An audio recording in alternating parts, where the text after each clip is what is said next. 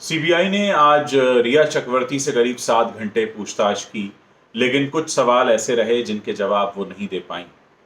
रिया चक्रवर्ती के पास इस बात का कोई जवाब नहीं था कि 8 जून के दिन जब वो सुशांत का घर छोड़कर गई थी, तब वो क्या था? एक ब्रेकअप था, एक टेम्परेरी ब्रेकअप था, वो कुछ समय के लिए गई थी, हमेशा के लिए गई थी। क्योंकि उनसे जो सवाल पूछे गए, वो महेश भट्ट से हुई उनकी चैट से जोड़कर पूछे गए कि आप घर छोड़कर जाती हैं दिन में और रात को आपकी महेश भट्ट से चैट होती है जिसमें वो आपको शाबाशी दे रहे हैं और आपके आपके हौसले की तारीफ कर रहे हैं, और उस चैट को पढ़कर ऐसा लग रहा है कि जैसे मानो आप बहुत समय से उनका घर छोड़ना चाहती थी। तो ये क्या था? क्योंकि इसके साथ ही अगला सवाल भी जुड़ा हुआ है कि ये जो भी था, आपने 9 जून को उनका फ़ोन क्यों ब्लॉक किया? और साथ में आपने अपने मीडिया इंटरव्यू में ये भी कहा कि आप उनके फ़ोन आने का इंतज़ार कर रही थी। तो ये काफ़ी उलझाने वाला है। आप घर छोड़कर जाती हैं, फ़ोन का इंतज़ार करती हैं, फ़ोन नहीं मैसेज आता है और फिर आप नंबर ब्लॉक कर देती हैं, और उसके बाद भी आपके पास ये जवाब नहीं है कि आप 8 जून को गई किस लिए थी।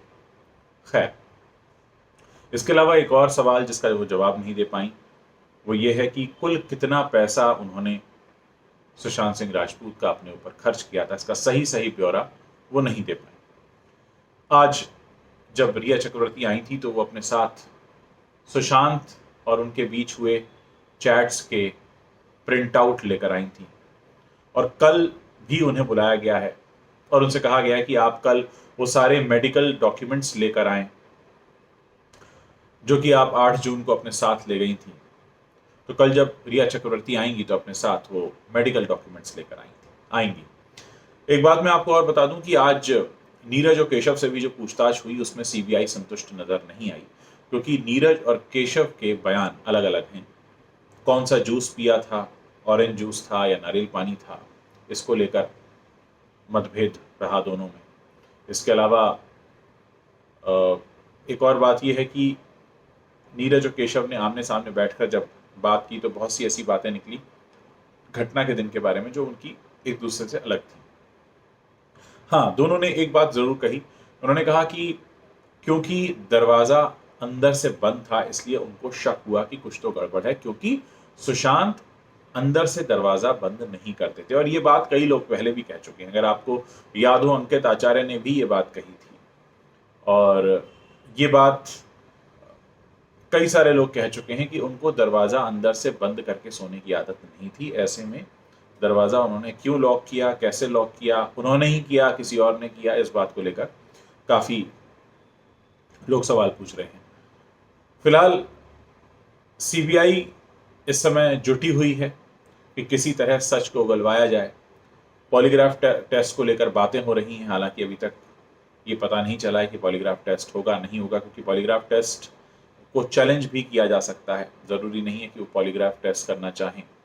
तो जो उनके वकील हैं रिया चक्रवर्ती के, सतीश मानेसर के, वो उसे चैलेंज भी कर सकते हैं कोर्ट में जाकर, क्योंकि पॉलीग्राफ टेस्ट कभी भी ज़ोर ज़बरदस्ती से नहीं किया जा सकता। फिलहाल अब देखना यह है कि 2 दिन की पूछताछ के बाद अब जब कल तीसरे दिन रिया चक्रवर्ती सीबीआई के ऑफिशियल्स के सामने बैठेंगी तो क्या कुछ नया निकल कर आएगा, क्योंकि कल जो जिक्र होगा वो मेडिकल डॉक्यूमेंट्स को लेकर होगा। और मुझे लगता है कि आज जिन सवालों के जवाब नहीं मिले हैं, कल वो फिर से पूछे जाएंगे कि 8 जून को जो उनका घर छोड़ के जाने का पूरा मामला है वो क्या था।